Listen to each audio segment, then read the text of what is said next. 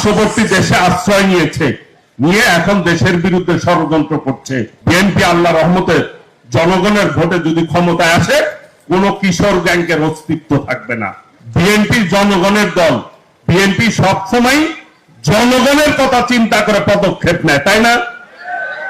বিগত সরকার, খুনি সরকার ফ্যাসিস্ট হাসিনা কখনোই জনগণের কথা চিন্তা করে নাই, নিজের কথা চিন্তা করছে, নিজের পকেট ভারী করছে, দুর্নীতি করছে, বিদেশে অর্থ পাচার করছে। আজকে এই যে আন্দোলনের মধ্য দিয়ে দেশনায়ক তারেক রহমানের নেতৃত্বে ছাত্র জনতার আন্দোলনের মধ্য দিয়ে এই ফ্যাসিবাদ, খুনি চক্র, দুর্নীতিবাজরা পালিয়ে যেতে বাধ্য হয়েছে, তাই না? আজকে তার কোন বংশের কোন লোকই কিন্তু বাংলাদেশে নাই, আছে সব একসাথে পালায় গেছে। পার্শ্ববর্তী দেশে আশ্রয় নিয়ে এখন দেশের বিরুদ্ধে ষড়যন্ত্র করছে, দেশকে অস্থিতিশীল করতে চায়। আমরা বলতে চাই, যারা ফ্যাসিবাদ বিরোধী আন্দোলন করেছে সকলেই ঐক্যবদ্ধ রয়েছে।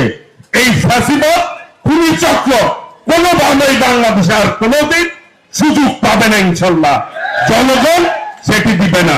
প্রিয় ভাইরা, আগামী দিনে বসুন্ধরা টিস্যু অশুদ্ধতার বিরুদ্ধে এক বিন্দুও ছাড় নয়।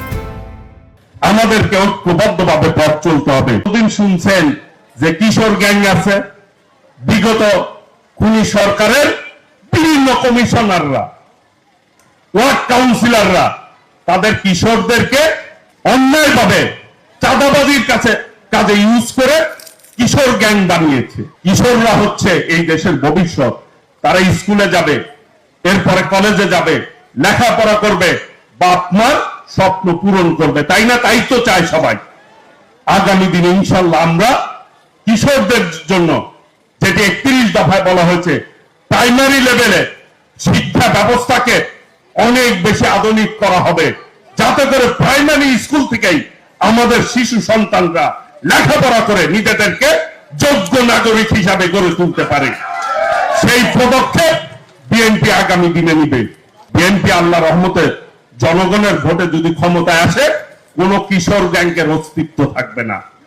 কিশোরদেরকে সঠিকভাবে তাদের সঠিক পন্থায় তাদেরকে লালন পালন করা হবে, সুযোগ তৈরি করে দেওয়া হবে, যাতে করে তারা ওই সন্ত্রাসের কাজে না যায়।